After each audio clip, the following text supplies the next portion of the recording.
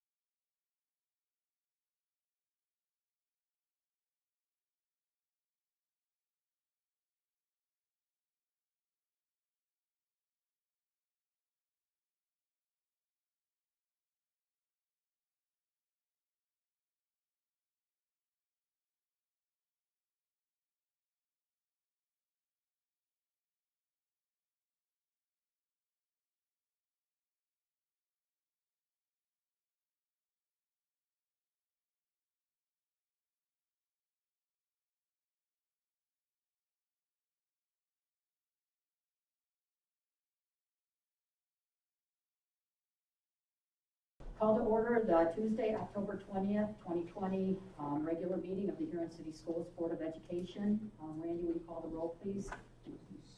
Come on, the quarter's not started, so there we go. All right, roll call. Mr. Jones. Here. Mrs. Mast. Here. Mr. Slocum. Here. Mr. Ward. Here. Mrs. Green. Here. All right, would you all stand for the Pledge of Allegiance? I pledge allegiance to the flag of the United States of America and to the republic for which it stands, one nation, under God, indivisible, with liberty and justice for all.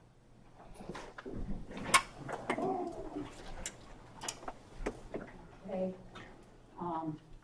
Mr. Muratori has an announcement before we approve the agenda. I'm asking to remove item 9 under superintendent's recommendations as the amendment to the agenda. Okay.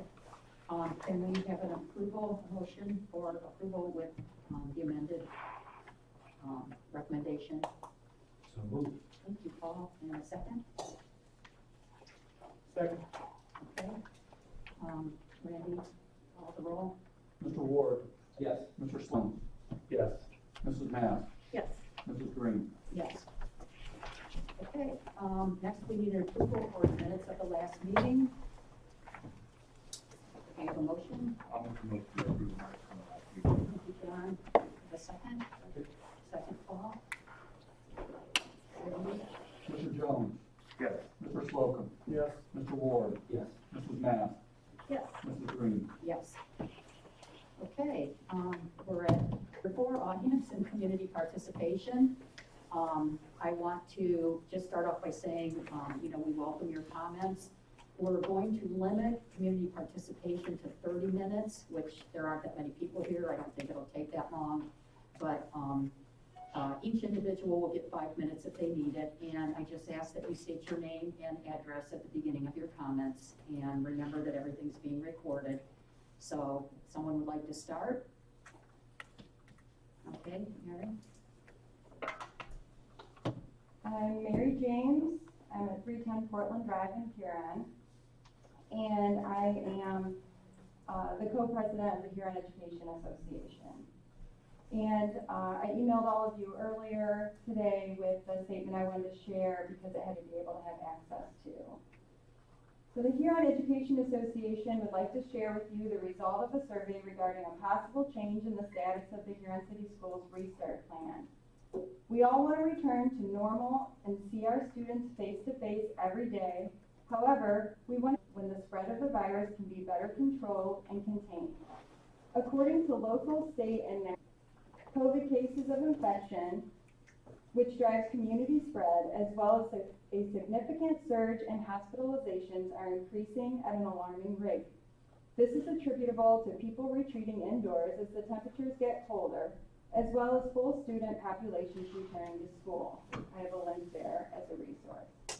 Huron City Schools has reported 6 known student cases of COVID-19 as of October 15th. Since the school resumed in September under the hybrid model of instruction, according to the communications from the central office and Mr. Muratori through final forms. If we extrapolate that under the hybrid model to going fully in person, we could have 16 student cases within weeks and countless other cases among their families, the teachers, the support staff, and the community, causing high numbers of students and staff to be quarantined by the local health officials. The HEA surveyed the membership to find out how teachers were feeling about the current hybrid schedule and the possibility of changing to a full return. We had over 70% of our members respond. The consensus of the HEA is that 70% of the membership responses indicated that going back to full in-person is beneficial for students at this time. The concerns we heard from teachers include not being able to socially distance students if all students are on hybrid are back in school at one time, effectively cleaning and sanitizing student areas and supplies, and the consequences of multiple quarantines of staff that cannot be covered by the small pool of substitutes. Without the hybrid schedule and Tiger Mondays, those students who are struggling or have been under quarantine will have a much more limited availability to teachers, space, and resources to get back on track. The hybrid schedule is working. We have manageable student and teacher absences. Cleaning protocols can be met. While hybrid is the most challenging model to prepare for and to teach, teachers reported some benefits to the hybrid model, such as having more one-on-one time with small groups of students and being able to provide individual attention to struggling students. The hybrid model also allows the staff to follow all safety protocols recommended by the Ohio Department of Health, including the social distancing requirement of 6 feet. We desperately want to return to a 5-day-a-week in-person schedule, but not at the expense of the health of our students, their families, ourselves, or the community. Other comments in support of remaining hybrid have to do with a reliable routine that students and families can count on and will be able to sustain. Full return of students to school could cause or experience rolling closures due to increased infection or an increase in the number of student or staff quarantines. This will disrupt the educational experience of our staff and families in the community are finding this schedule to be a struggle for themselves and for the students. Everyone is in agreement that the best place for students is in school. We ask that you allow us to continue to support our students' academic growth and their social and emotional well-being in the hybrid model until this virus is under control and we can get back to seeing our kids safely every day of the week. Below you'll see the charts of the results of our survey, and thank you for your time and consideration. Thank you. Is there anyone else that would like to speak before the board? Okay. My name's Leslie Dieter, 3513 Shive Road. Thank you for the opportunity to speak with you tonight. Not really comfortable standing up in front of people, so if I get a little nervous, I'm sorry. First of all, I want to thank everyone for allowing our kids to go back to school hybrid for the first quarter. This has made such a difference, not being at home fully virtual. That was a struggle for a lot of people for a lot of reasons. It's very important that the children be in school. I would prefer that they were there 5 days a week. I think they need the consistency of being in school every day. It's important for children to be in school. The CDC, educators, and pediatricians have agreed in the fall, and I've seen various studies since then, that children should be in school, better for their physical, mental, and social, emotional health. They cannot socialize when they're not with people, with their peers, with the staff, with the teachers. It's very difficult. They need the personal peers. I'm also concerned about the amount of content. If you're reteaching the same content on Tuesday, reteach it on Wednesday, new content on Thursday, reteach on Friday, no content on Monday, it's very difficult to maintain the same educational level that they had a year ago in the fall. So I'm sure that the teachers are handling that, but from a parent perspective, it's hard to understand if the children are getting the same content. I know there were some, it was a struggle when we went virtual, just to go from 5 days to straight virtual. And I know that we're working on that, but it's hard to get the content and the understanding when you're only there every other day. And I understand the hybrid model is currently working. There is no spread in the school. According to the information that I got off the Ohio State website, there was only 5 cases in Huron, and it didn't spread. They were individual isolated cases. We're doing the 5 layers of protection. The daily symptom checks, the hand washing, disinfecting, face covering. We've done the hybrid. It appears to be working. We did sports all fall. The kids are together. We've managed that. County, according to the state website, the 7-day average of new cases has fallen. It was in August at 10.7, and it's down to 5 as of the latest data. ER visits are down to 1.3. Hospital admittance are down to 0.57. They were as high as 2. Outpatient visits are currently at 2.43. They're as high as 4. The numbers are going down in Erie County from what the state website is showing and what I could find on the Erie County Health Board website. ICU numbers are stable. 0 to 18-year-olds on August 24th, in beginning of August, there were 24 cases in Erie County of 0 to 19-year-olds. Today, there's 54 cases that have students that have tested for COVID. That's only 30 since the whole school's been open. The new case rate is below the red level for the state. So I'd like to consider the 5-day option. We have the virtual academy for those who can't attend school because they have someone in their family that's compromised or they themselves are. And if they don't want to be in person, they can do the virtual academy. But for those students who want full-time or need full-time to get their full education, those that need to be in a classroom in order to learn, it's very challenging, the hybrid method. So I know you may not be ready for the full-time option, but I would like to know as a community member when or what the criteria for full return is. There's like no hope on the horizon. There's been nothing said on when we can go back full-time. What are you looking for in order to go back full-time? And what is that plan for the education in the Huron City Schools? Thank you for your time. Thank you. Okay, we got anyone else that, okay, good. I'm Dr. Elizabeth LeFay, 417 Anchorage Circle, Huron. I've had a pretty unique perspective in all of this because I've seen it from the ER front lines, the preventative medicine front lines, and as a mother, and obviously citizen. As a nation, back in March, we didn't really know what to expect with this. We were all very concerned, obviously willingly walked away from our businesses, shut our lives down, went inside, social distanced, flattened the curve. There is no end in sight now. We keep pushing the goalpost farther. Our focus now is on case numbers, and we're testing asymptomatic. We're quarantining asymptomatic people. Are all an odd focus, unprecedented. Even the masks, quite frankly.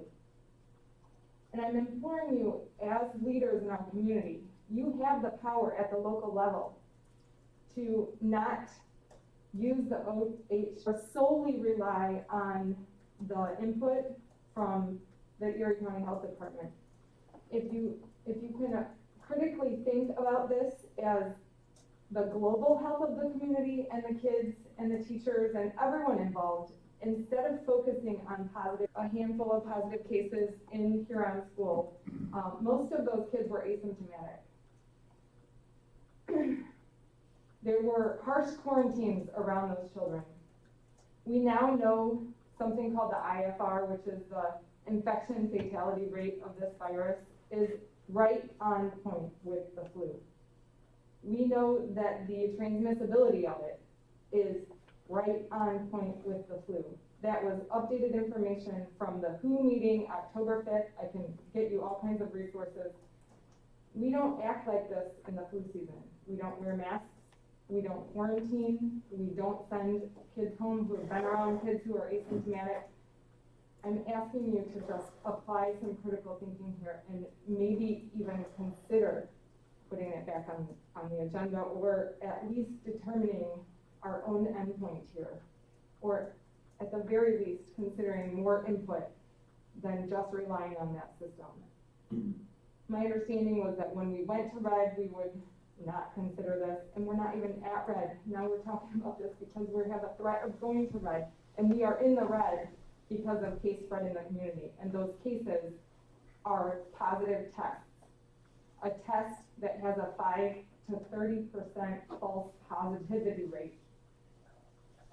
I'm just asking you to apply a little bit of critical thinking and we have as a community and apply it. Thank you for listening. Thank you. Okay, anyone else?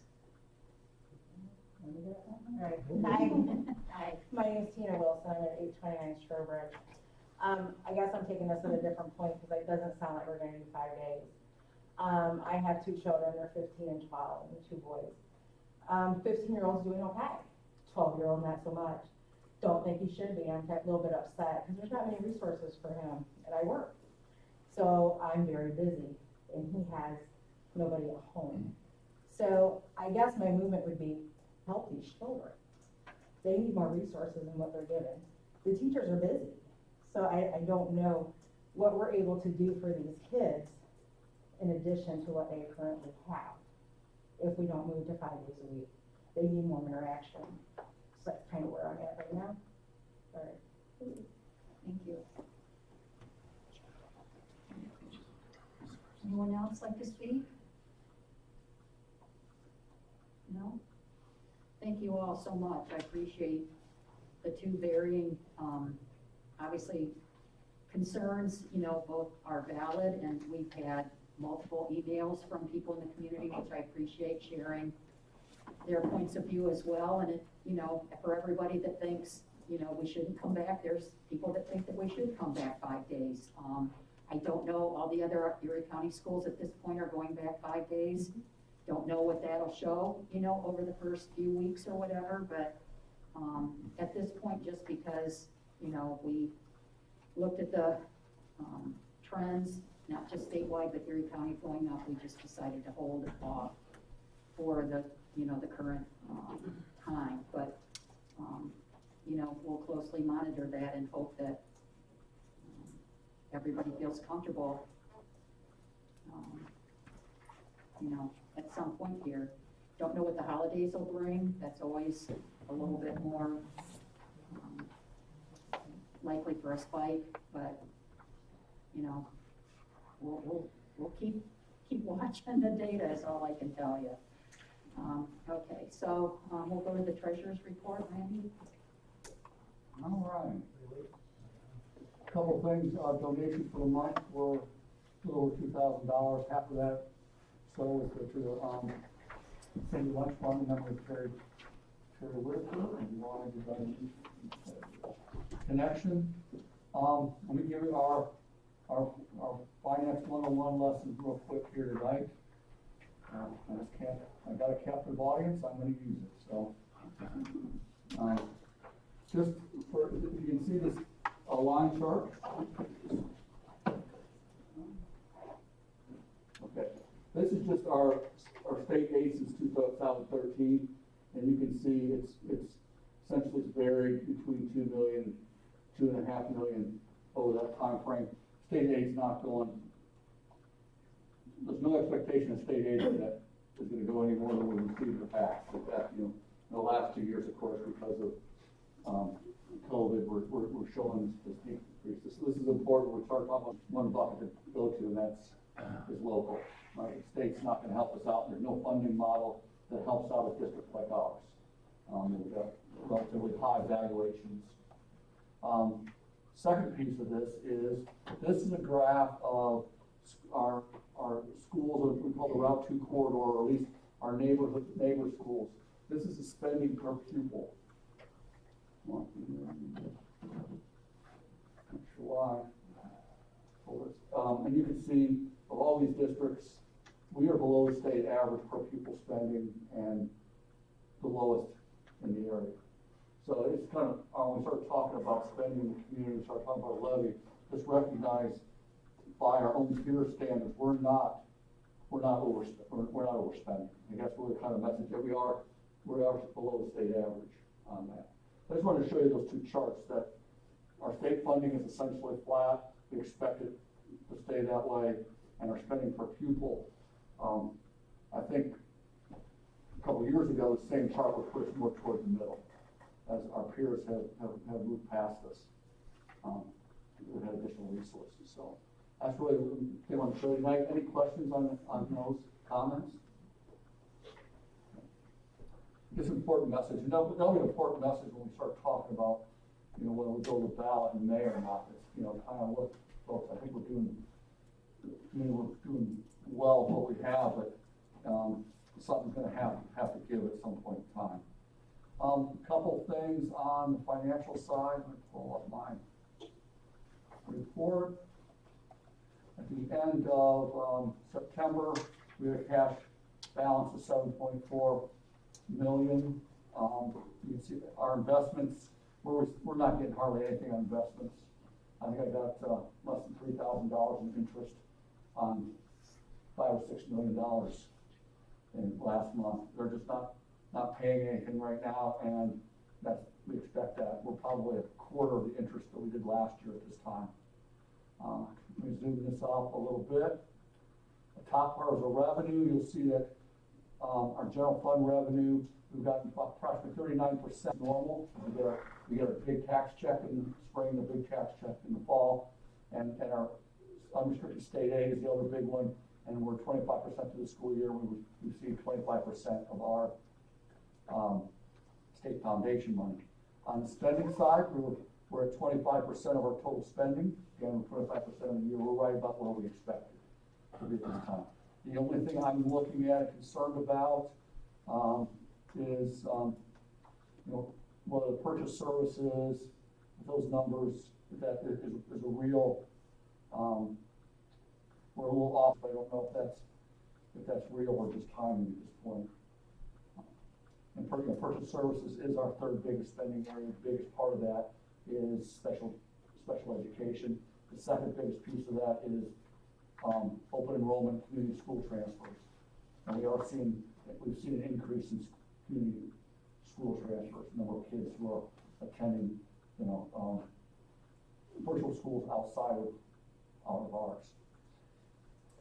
Our true cash days is 97, that includes encumbrances. So that means really if we had absolutely no income, we could operate for 97 days. Okay, I like to be 120. Now that's a little bit deflated because it's including encumbrances, and those encumbrances include potential expenses for the whole year. So it's a little bit inflated. Last year at this time we were 153 days. So cash is king. So when we start talking about leveraging working cash balances, we got healthy cash balances. So as they whittle down, remember these are they fluctuate during the year. We'll hit our low point here in January and February, and we'll be fine this year and next year. And after that, we may have money for the year. We may have to borrow and make payroll unless we get some additional revenue or make some reductions. And as always, you've seen this before. Salaries and benefits are the biggest part of the pie. Purchase services is the third biggest, and supplies and capital spending are the other. So you could cut, we could not buy any paper, have no paper clips, or anything like that, we'd still not be able to balance the budget. Last thing, to show you grant spending. And I've included our state CARES dollars as well as our student wellness. Student wellness, we're able to help our general fund by moving some spending from general fund to state wellness as long as those dollars exist. We are being told by ODE that as long as Governor DeWine's in office that the student wellness dollars will be there. Okay, so while our state funding unrestricted aid is flat, we at least we have some benefit here. We're able to offset cost of our guidance counselors and our school resource officer through those. And you'll notice on state CARES dollars of $60,000, we've just about spent that. And a lot of that was if you're under budget. And you'll see negative cash balances on our federal grants. That's because we're still waiting for ODE. We pre-spend these things. So they allocate the money, we spend it, then we say, hey, reimburse us. They still have, they're way behind. So we're spending money on the general fund, we'll eventually get reimbursed with those. So we're always behind. And that's the high points of that. A couple other updates. Our early retirement program, right now, it's not been generating as much interest as we had hoped, but we had a couple people who have committed. We've got about 6 or 7 that look like they're going to take it. Potentially 1 or 2 that will go at the end of January. And they're in situations that it benefits both them and the district for them to exit at that point. And I say early retirement program because they don't have to retire if they leave here. They don't have to take their SERS or STIRS retirement. They don't want to, or we'll find an incentive to exit, if you will. We're still in the process of the door access project. The bus garage has been wired up. We're working on this building now. It's going a little bit slower, but probably the next board meeting I want to get pictures of you so I can do your ID badge so you can have access to the buildings and that kind of thing. And the last thing is, as you know, we are now landlords. Well, we're not landlords yet. We're trying to rent the common house, but we've had a ton of interest, but we don't have anyone who signed a dotted line yet. So that property is available through Vacation Land Realty, and we've got that contract with our commission with tonight. So that's really all I have tonight. Unless any other questions. I had. You mentioned, just so I understand, back to the word, you said virtual academies other than HVA? Yeah. Where we have to pay? So if a family decides to take their child to K-12 or Townsend or some other places like that, It's just like they're going open enrollment out. So $6,000 goes to those schools. That's one of the reasons why us having a virtual academy is so important, because it keeps those dollars in the district. The full amount or the state aid? Well, that's the whole problem with the system, it's the full amount. So we get $1,500 student state aid, $6,000 goes out. They get the taxpayers' dollars too. So essentially, it doesn't quite, so that's why the open enrollment thing is huge. So, it's not a fair system. If a student lives in the district, we're getting state aid for them. Well, let me back up. In the past, we've gotten state aid for them. We've been flat funded for the last 2 years at 2019 levels. So they're not even taking into account enrollment right now. We get 100 new students, we're not getting any more money unless they're open enrolled. It's the only new money you're gonna get from open enrollment, and the money that we're gonna lose if they leave for open enrollment or for community schools. So. Okay, do you know how many that is? How many people by any chance? How many, I'm confused about how many are in Huron Virtual Academy. We have, I think, correct me wrong, about 31 in other community schools. Remember, I just looked at that number at our last report. That's about average. We are anywhere from 26 to 30, 35. That number ebbs and flows too. If you look at it monthly, it ebbs and flows. That's the other academy. And well, it would be a charter community schools, other virtual academies as well. And I call school options is what we call it. what happens is we get, twice a month, we get our foundation payment, and we get a report. I go in there, I can look exactly what are our students, I don't know what students they are, we can get that through EMIS, but I can see exactly how many students go to what school, and, like this last month, this last payment, I saw an uptick, and I was able to get any of that information, use it with, Mello is a new Player this year, so. and there's like 6 students that go in there, and so we saw that directly. So our gap for open enrollment in and out has been really good. But the community school now is eating into that difference. Just for a frame of reference, across the state of Ohio, we've seen, I heard this last week, we've seen a 6.5% uptick this year, fiscal year 21 versus 20. It's been the largest across the state uptick in membership of community schools since fiscal year 2017. So it's an issue across the state right now.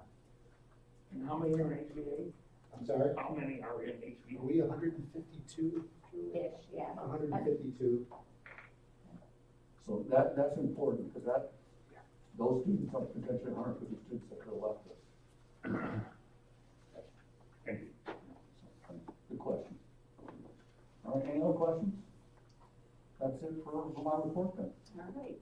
Denny, back to you. Okay, thank you, Mrs. Green. I'd like to welcome a guest this evening. We have a representative from Cornerstone Consulting Organization, Ms. Jody Summers. Judy, thank you for coming over and joining us this evening. As you are aware, Cornerstone Consulting, the organization, within the last month has provided an absolute generous donation to our district of approximately $25,000 worth of PPE equipment and other materials related to manage the COVID pandemic, hand sanitizer, cleaning utensils and supplies. So I would like to recognize Cornerstone Consulting and Ms. Summers, who would like to present the organization with a plaque. So if Ms. Summers, we could the entire board up for a photo for physical distancing, but at least Board President, Mrs. Green. I know, I feel like I should shake hands on Thank you, and Mr. Kearns and the entire Cornerstone Consulting Organization. You do not realize what a difference this made for us. You had a chance to snapshot of our fiscal situation, so this has been an absolute benefit to our students and our faculty and staff, so thank you very much. Please share it. Thanks. Thank you. Try not to get too close. Can't tell we're smiling, but Your Anyone get a picture? the eyes are crinkled up.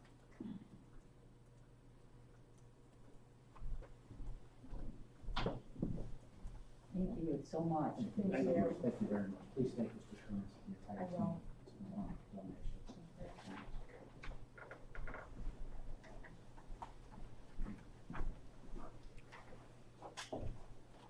Yeah, what an impact that has for us. And again, that is a community member organization stepping up. We appreciate the partnership. Again, there are doers and then there are not. And again, Cornerstone. Okay, item B under my report, Mrs. Green and members of the board, I can tell you that my report in the last 24 hours has changed quite a bit. This is absolutely not the report that I was prepared to provide to the board this evening. I was fully prepared to present a proposal to move to a 5-day educational delivery model. And I do want to thank those who came and spoke up this evening. I agree with Mrs. Dieter. It does take an awful lot of courage to stand up in front and share your thoughts and your opinions. So I appreciate you showing that courage. Again, this was a different presentation that I had actually planned. As you know, I communicate regularly with the local health agency, getting information, trying to track the latest trends that are out there. The recent data update that I received last evening this morning in a phone conference with the local health agency, there was some concerning data regarding what is happening. Again, we read the newspaper, we know what's happening in Ohio, but what is actually happening in Erie County. If you recall, in July, well actually August, when the district decided to proceed with the hybrid model, we were actually at red as a community, but many of those cases, according again to the health experts, were attributed to outbreaks at long-term care facilities. Okay, and according to the most recent update, multiple indicators are now steering the county towards a red rate. While again, I don't want to lose focus. The level red or level 3, while that's important, that should not be the only indicator, as Mrs. LaFay mentioned. Okay, that number can be skewed by where the local outbreaks are, local clusters. Local congregate settings can skew those numbers. So when we had that situation in July and August, again, that data or that rating, or ranking if you will, was driven by numbers, but those numbers were in the local care facilities. Now, while that, again, that color is not as concerning, what is concerning though would be that no longer are the numbers associated with the long-term care facilities. They're actually, those facilities are actually experiencing, according to the data reports, actually experiencing a minimal spread through those situations, those organizations. Where the spread is coming now, which is most concerning to me, is the spread is coming through households and general community spread right now. So that is where our students and our families live and play. That is what is concerning. That's where our folks are congregating. So that is the rationale for me pulling the recommendation at this point in time. And again, I know this decision is aggravating, it's frustrating and disappointing. I'm right there with you. As Mrs. Wilson said, I know the hybrid is not working for all of our families. I know it. Not working at all. Okay, I absolutely agree with it. And we know research supports that. There are challenges. Every family situation is different. Research will tell you the challenges because of self-efficacy and confidence in the curriculum with our parents. We get that, and I absolutely acknowledge that. But what we have to do is we have to exercise caution as well. We are right now as educators, we are trying to thread a needle or riding a bicycle on a gravel road. This thing is moving all. We have to exercise caution and balance the health and well-being of our children and our faculty and staff with the implications of some form of remote learning. Okay, knowing that there are some disadvantages to that. I was prepared tonight to say that that scale had tipped. The services, the academic learning gaps that we want to address, the services for social emotional, the mental health services, the nutritional services, leaning to bring that back to that consistency that we were talking about. Because that's what we're lacking now, consistency. But with this new data and trending towards the red, the caveat, why it's trending towards the red is a concern. So right now, I do not feel at this point we are able to comfortably move forward again at this time. But what I can say is I want to stress that we are committed to going back 5 days. We are absolutely committed to that when the time is right. I will continue monitoring with our team the data weekly, talking with the health professionals, watching what's going on, and what we're looking for is to identify that trend to switch, to it to pivot again, as it did through September. It pivoted very positive. We need to see it get back to that type of trending data before we move forward. Again, we remain committed to following through those intervention strategies that we're doing, those 5 layers of protection, having those support practices in place to mitigate this. Because several of our speakers have mentioned, we're not going to eliminate the risk while it's here. All we can do is manage and mitigate that risk. That's what our challenge is going to be for the near future, and probably long term right now. So that's what we plan on doing over the next several weeks, watching what the data brings to us. And again, I encourage our students, our faculty and staff, and our parents to continue following the measures that we have in place, because this isn't just a Huron Schools decision, folks. We're going to rely on you in the community and parents and his family to, again, make sound decisions at home, make those precautions necessary for our kids. That's how we control this, and that's how we bring our kids back to school. This is going to be a community effort to mitigate the spread of this so we can get our children back to school. So that's what we're asking all of us to do, working together to get to that point. Thank you. Can I ask a question? Absolutely. Is there any thought or possibility of incorporating a 5-day return in phases as far as buildings? Looking at what building in the district has had the least amount or no amount of COVID cases, to say, this building has been good. We haven't had any cases in this building. Is there any, thought to say, for the next, November 2nd till Thanksgiving, the next 3 weeks, could we just have X building? Because I think where we're gonna run into trouble, or where we could possibly run into trouble, is nearing the holidays. We're nearing Thanksgiving, we're nearing Christmas. Those are times when people are getting together with family. I mean, my own about the fact that we're probably not getting together with my husband's family because they're in another state. So that's a real possibility. But I'm just wondering, is there any benefit to even just 3 weeks of 5 days in person for a building that has, maybe he's only had 1 case or has had no cases, just to get 3 weeks of continuous instruction?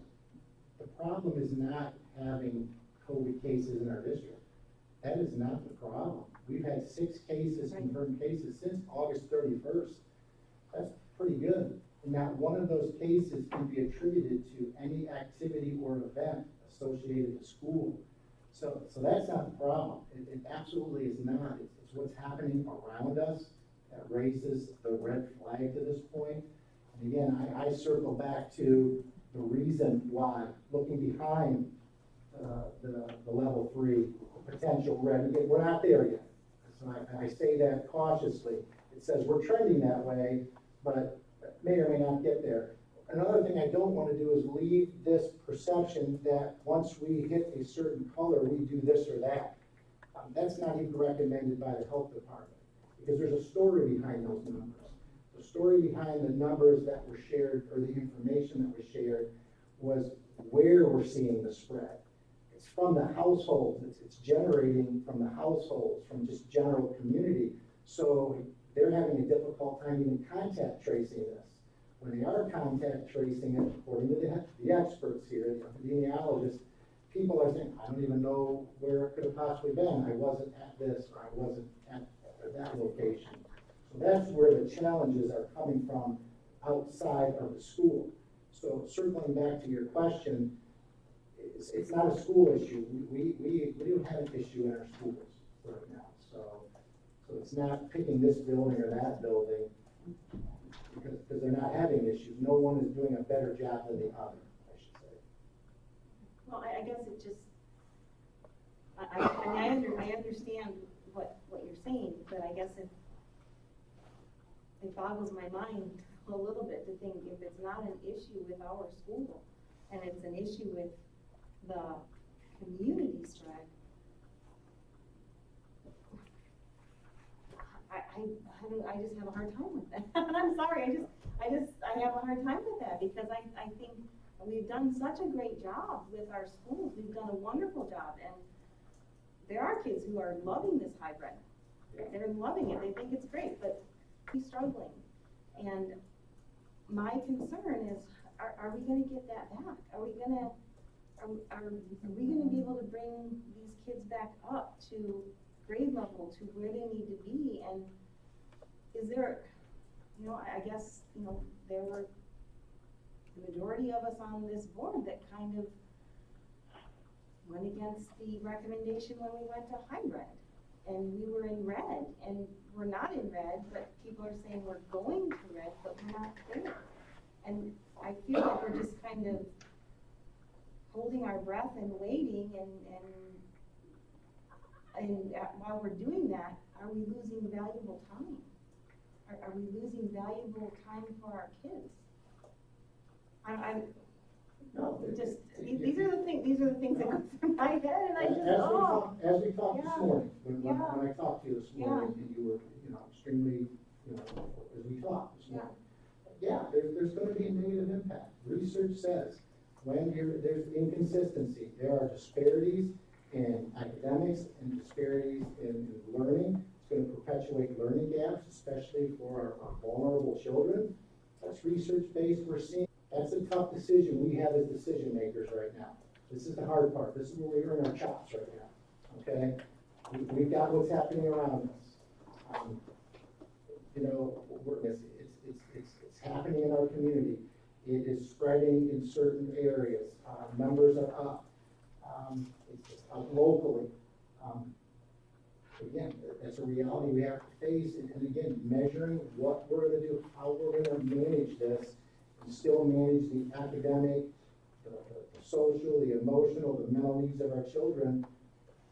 That's why this decision is so difficult. As a lifelong educator, I'm sitting here, I'm very torn to tell you that right now, I can't, with the data I know, I can't advise the board to bring kids back right now. The data is not leading there. That was one of my crucial data points that I was going to share with you of why we can come back, because we're trending in a positive direction. It's flipped. It's flipped on us right now.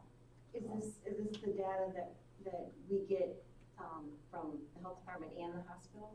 This is directly from the health department. Okay. From the epidemiologist.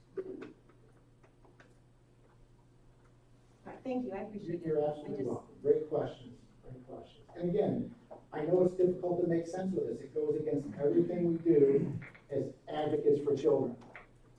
We're here because we're advocates of children. This goes against everything of our moral compass. But we have to exercise caution. We have to look at the entire spectrum of this. This is a multi-layered decision. It can't be an emotional decision. It has to be data-driven. It has to be evidence-based, so we can obtain that consistency that we talked about so long. Okay?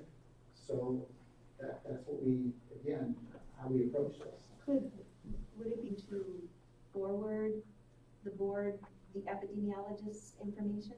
Sure, absolutely. That would be wonderful. I haven't seen it, so I'd just love to see It it. was, the news release that was in the paper today was a big Okay, part of that. Okay, but this is where that information was taken from this release, so, absolutely. Is that, Mrs. James, where your information was taken from also? Which part of my information? The epidemiologists or any charts? You had said to get your email until 5/26. The charts were the survey results of our 61 members of, out of 87, kind of boots on the ground aspect of how things are going in the building. Okay, great, thank you. Okay, I guess we're back to Randy, to your recommendations.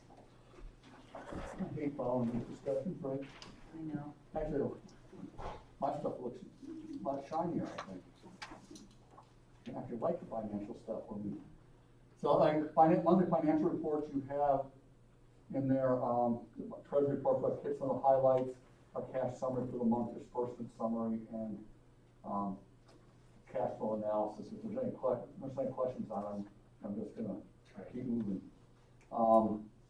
Donations we talked about, like I said, there's $1,095 for the Sandy Lunch Fund, then a couple of donations for Shawnee Elementary, donations will be fourth grade. We're gonna ask you to approve 3 contracts, this month. One is for the onboard, transportation instructor from Perkins. That's as needed basis. Our contract with Danbury to use, and the sharing of a driving coach with Margaretta. We have in there an agreement with Vacation Route Plan Realty to rent the former common property. Don't know, maybe another name for that, but, and it's a very simple, it's all agree, it's very simple. We're 10% commission, and, the nice thing is there's no time binding. If we want out, we're out. Okay, so it's really a low risk on our part, and, so we do have a house for lease, 2-bedroom, very nice, very cute by the high school. Water and sewer included, all utilities are on their own. And the last thing is, should we get a qualified leasing, that the board authorizes Denny or I to sign that lease, not have to bring it back. That way we can move forward. We certainly will inform you of who that is, just authorize us to sign that contract. And I can tell you the minimum qualification is a 620 credit score. You won't even show a house to someone who doesn't have a 620 credit score. So, those are all my items. Okay, we need a motion and a second. So moved. Second. Jody and Karen made the points. So we are able to go forward with swim team at this point, which is great news. At this point, there is, scuttlebutt, if you will. Please don't print this, Caitlin, because it's, there's very little, this is rumor, but the possibility of maybe moving swimming to spring. Obviously, the ventilation challenges, but that was just one very casual conversation, so, Okay. but I think anything's possible. Okay, go ahead and call the roll then, Randy. Mrs. Mast, Yes. Mr. Jones. Yes. Mr. Slocum. Yes. Mr. Ward. Yes. Mrs. Green. Yes. Okay, we're back to you then. Okay, thank you. Item 10A, I would ask for the board to approve Melissa Allen, a change of placement on the certified pay scale. This is due to continuous professional development. This is contractual. Item 10B, I would ask for your approval, recommending approval, the approval of academic supplementals as listed. Again, these are multiple buildings for various academic related assignments. Again, these are contractual. Item 10C, I would ask for your approval of the classified list of substitutes as presented. Item 10D, I would ask for your approval of the athletic supplementals for Mr. Steve Camella as listed. The supplementals listed are for winter sports. Item 10E, I would ask for your approval of an athletic volunteer, again per Mr. Steve Camella. This is for Will Wiseman, who served as a volunteer for our soccer program. Item 10F, I would ask for your approval. Ms. Laura Pittinger for unpaid workdays, February 11th and February 16th. Item 10G, I would again ask for your approval. Per diem for the Huron Virtual Academy for Dr. McDonald. We have Tricia Rose Kelly, who had 10 extra hours working on the HVA startup earlier in the year. And then for the HVA academic facilitator, she had 21 and a half extra hours working on reading improvement plans, prepping kids for the third grade reading guarantee. Item 10H, I would ask for your approval to accept the resignation letter for Tiana Thorani, who served as the Huron Virtual Academy facilitator. Item 10I, again asking for your approval for Mrs. Diane Yadash and Jim Muratori. Both are for voluntary placement change, classified staff for Holly Charville. Mrs. Yadash is moving to voluntarily moving to a 6.5-hour school. And Mr. Muratori will be recalled from our reduction in force list to fill the vacancy left by Mrs. Yadash. And that is what I have under personnel, so I would ask for your approval for items 10A through 10I as listed, please. Okay, a motion and a second. So moved. Thank you, Jody. Second. Okay, thank you, Paul. Any discussion? Yes. Tabitha Rainey, I did see she's staying until the end of this quarter, is that correct? Or October 30th?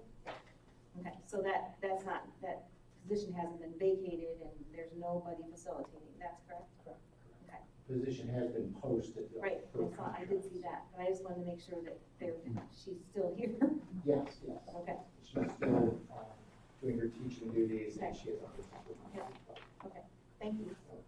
You're welcome. Anyone else? No? All right, Randy. Mrs. Mast, Yes. Mr. Slocum, Yes. Mr. Ward, Yes. Mr. Jones, Yes. Mrs. Green. Yes. Thank you. Item 11, Huron High School graduation seals. By state statute, districts have to offer 12 seals as part of graduation requirements, and 9 of those seals are state. We have no say in those.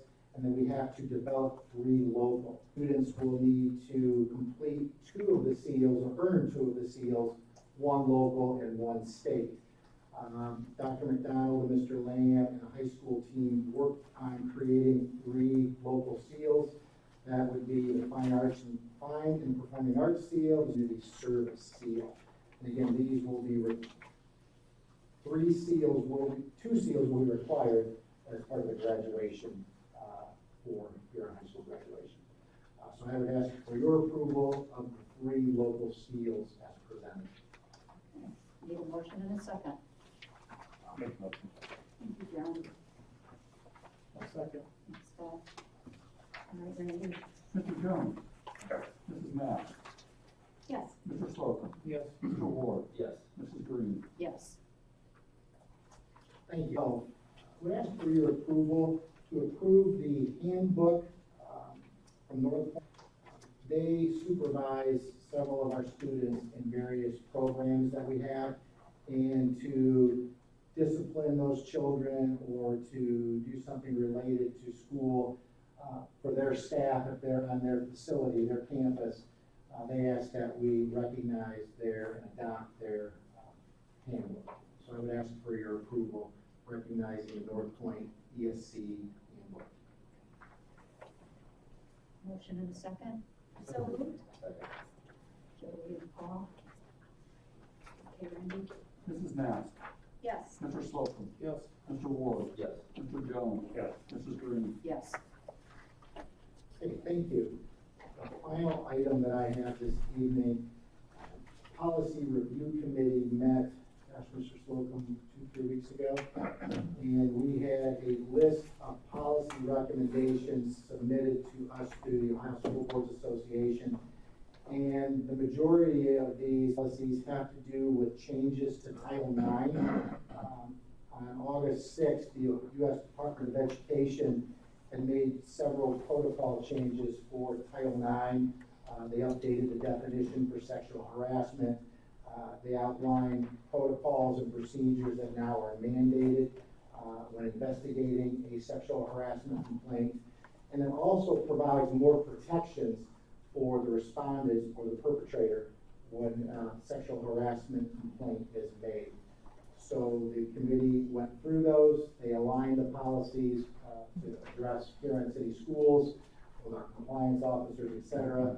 And the policy committee is recommending to the board the adoption of the policies as listed.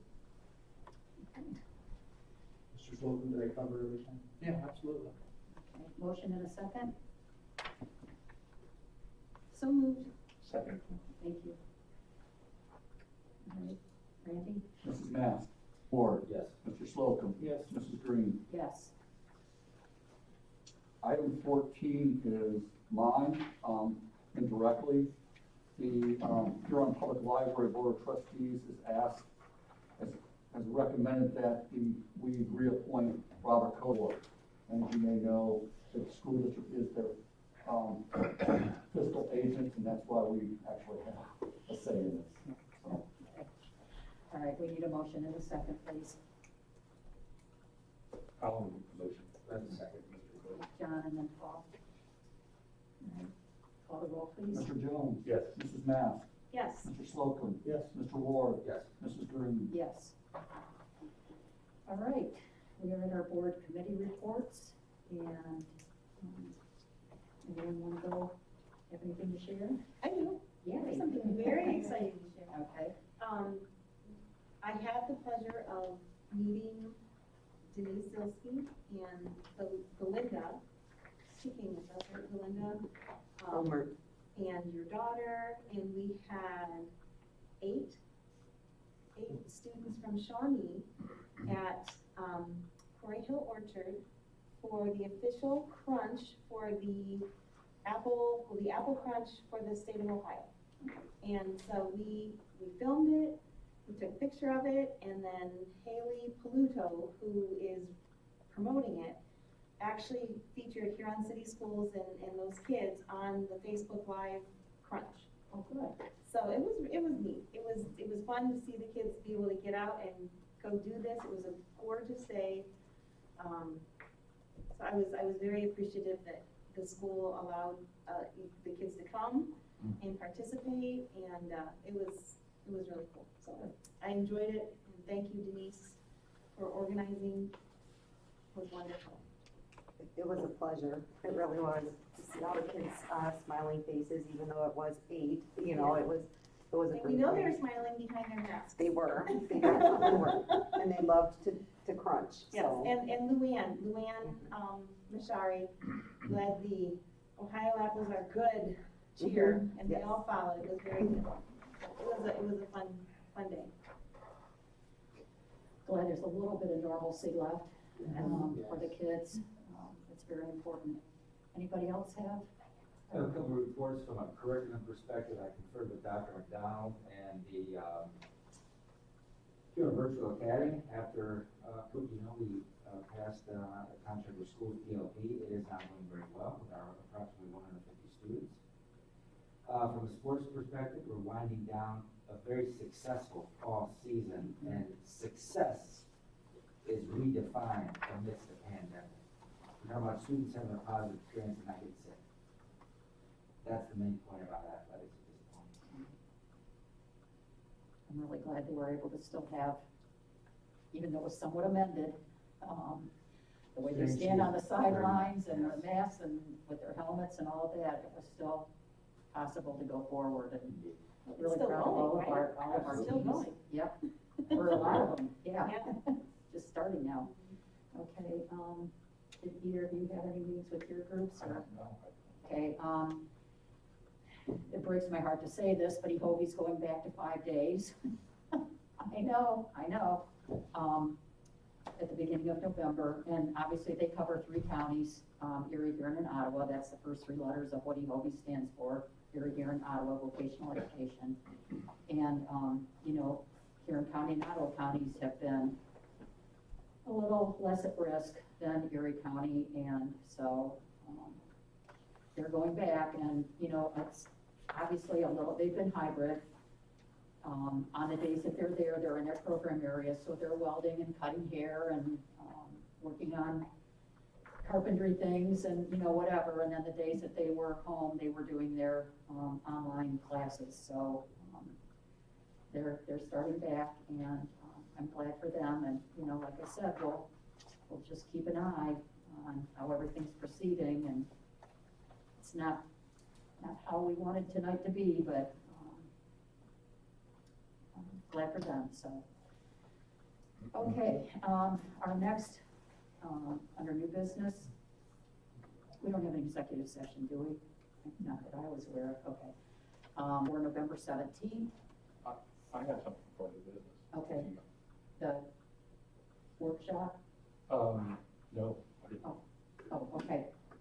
Is it okay? I just want to bring up, I am interested, about the HPA because I'm concerned that we got so many negative comments in the last couple of days.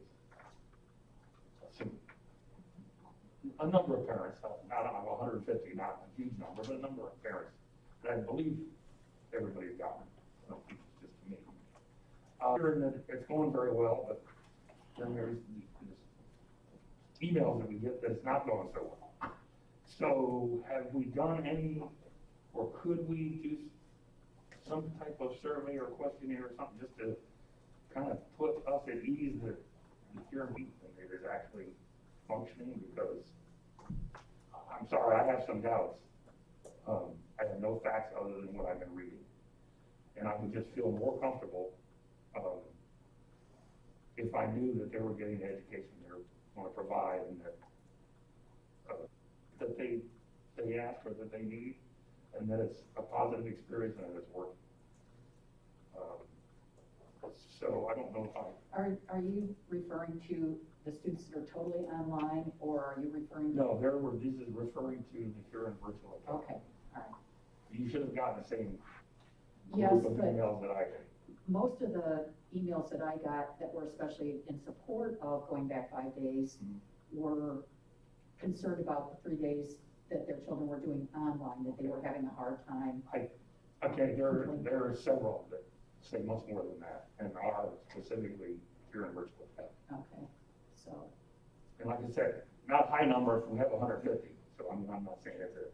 Would you be willing, Mr. Jones, to share those so we can have? I think, I I'll have look, not if you received did not get them, I'll have your phone so we could narrow in, I mean, that is our focus. We It's can not a narrow problem, in. it just happened the last day or two. and Yeah, I- that would be wonderful. That will help us narrow in and we can make contacts. Okay. Fortunately, we're getting a lot of input, which is amazing and really nice Yeah. to hear from so many people, but it's in that group the last couple of days. Yeah, I would really. I didn't notice who got, I think the whole board got them, but I don't know. Yeah, we could specifically I'll be send more than those happy to to. virtual. I'd really like to narrow in on those, and if we can address some specifics, absolutely. I don't want to leave a family or a child hanging out. Others, if I can get that, we'll take care of it. Thank you. And I did want to thank Mrs. James. That information you presented, that information I have been looking for. And I think we're all concerned about our teachers and how they feel about what's going on and what has been proposed or what at some point is going to be recommended to happen. So, we definitely want to take their safety and health into consideration, regardless of other issues. I appreciate the information and the graphs, and that's all I got. Okay. We had discussed some potential days for our annual workshop, and I know we've always traditionally had it on a Saturday morning from about 8 to noon. We'll do a Friday. Scott, I know your schedule is more rigid. Are you able to do a Friday morning, or do you prefer Saturday? I prefer Saturday, but I will certainly do a Friday, that's not a problem. Just give me a little bit, if that's what the team wants to do, I will certainly do that. Randy, what kind of dates what did we want to just throw out there first? Yeah, we Obviously, had we don't want to do a Thanksgiving couple days. weekend.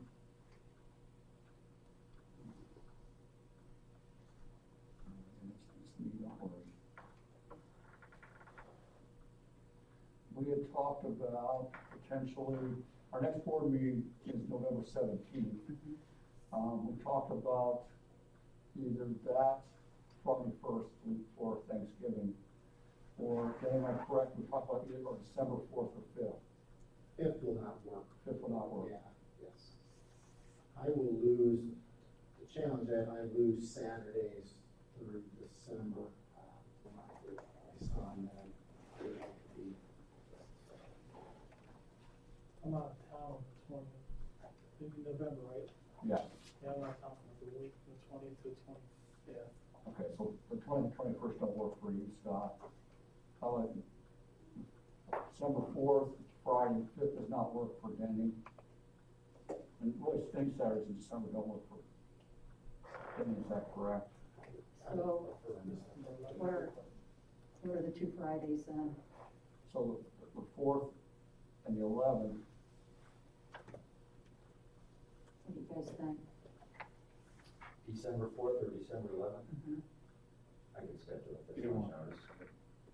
Does either one work for both of you, or do you have a preference? Those are Those are Friday Friday mornings, yeah. mornings. Like from Either 5 to 8. one is fine. Okay. I'd suggest the 4th, either work, the 4th would be farther away the following week. Okay. Yeah. Either one will work. Okay, Scott said the 11th, he said he could do the 4th, but the 11th is better, so. The 11th, then.